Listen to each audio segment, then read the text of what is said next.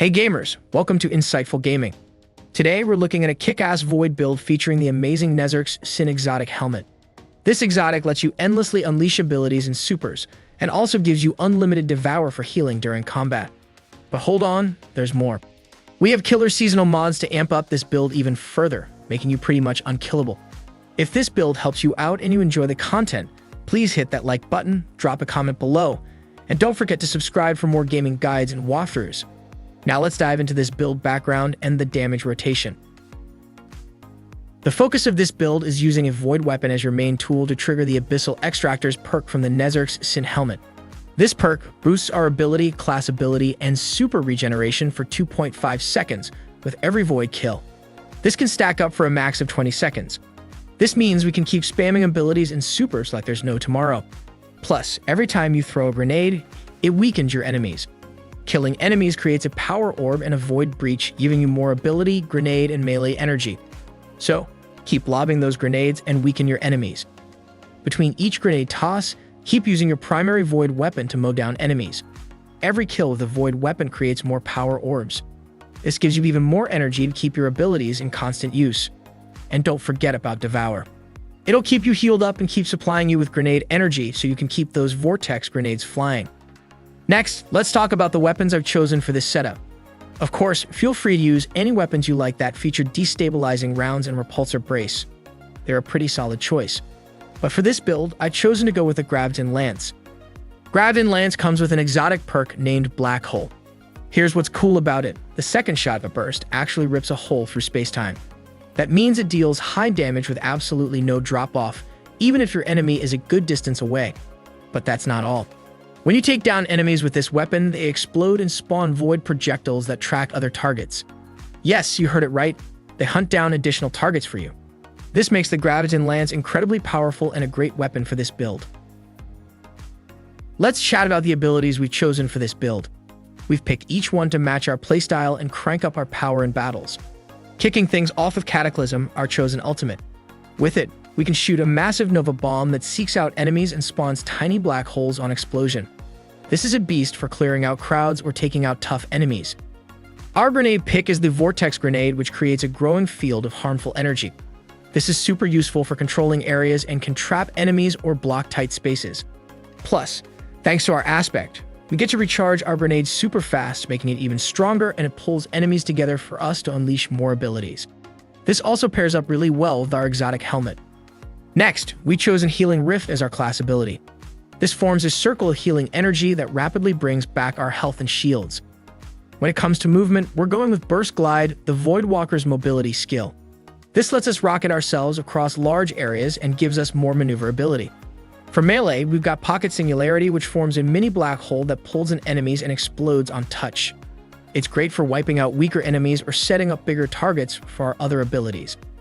These abilities all work smoothly together to form a deadly combo, making us a force to be reckoned with in any scenario. Now let's move on to the aspects that amp up our build. We've got Child of the Old Gods. We're using this aspect for its 2 fragment slots, and it blends well with our build. Casting your Rift makes a void soul that flies towards and damages your target, weakening them. When the target is being drained, Healing Rift gives you grenade and melee energy. This aspect is brilliant for our build as it boosts our grenade cooldowns, letting us toss grenades non-stop. Next, we have Feed the Void, which kicks in Devour when you defeat a target with a void ability. With Devour active, final blows replenish health and extend Devour. We also get grenade energy, which is a key part of this build. These aspects give us numerous ways to generate grenade energy, weaken enemies, and keep us alive in rough battles.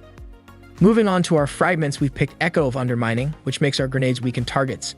This is awesome as our grenades are already strong, and this makes them even more lethal. We can rain down heavy damage on enemies and watch them collapse. Next, we have Echo of Remnants, which prolongs our Vortex Grenade.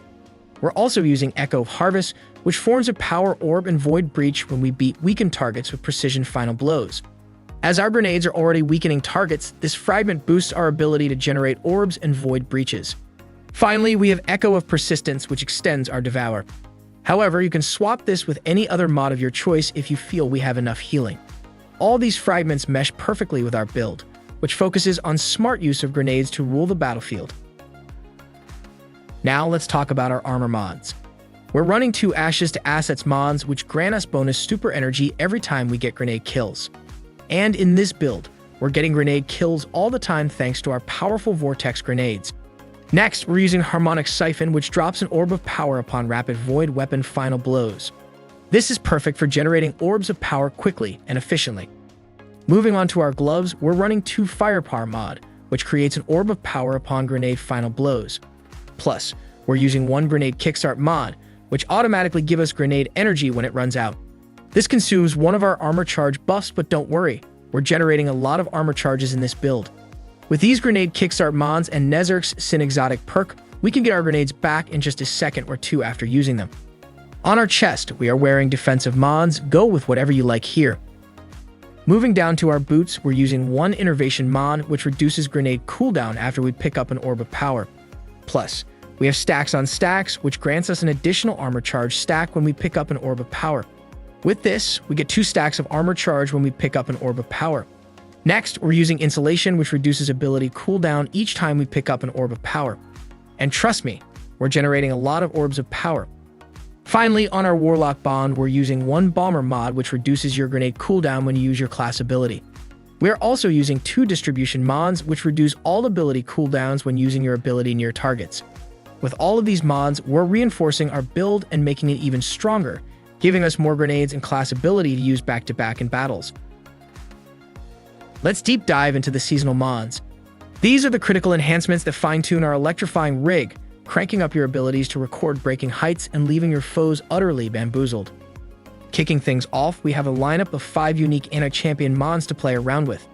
For our build, select the ones that best match the specific challenge you're stepping into. Next up, in the second row, we're opting for authorized mods Void and Melee. These gems significantly slash the energy costs of all armor mods that amp up your melee and arc abilities.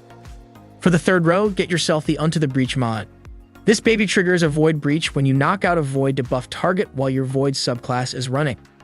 On to the fourth column, we've cherry-picked the Countercharge mod, which gives an armor charge stack each time you stun a champion. We're also running the Protective Breach mod. This lifesaver hands out an overshield or tops up your existing one every time you pick up a Void Breach. And finally, in the fifth row, we're going with Supernova, which sets off a massive weakening pulse from your next source of Void damage once you snag a Void Breach. We're also throwing in Squad Goals, pulling off the finisher while Devour is in place spreads Devour to nearby buddies when your Void subclass is active. Ladies and gentlemen, we've reached the grand finale of our build. I trust this video left you both enlightened and amused. If this video tickled your fancy and you crave more, don't hesitate to drop a comment, smash that like button, and hit subscribe. Until our next rendezvous, keep hustling and may the RNG gods shower you with their blessings.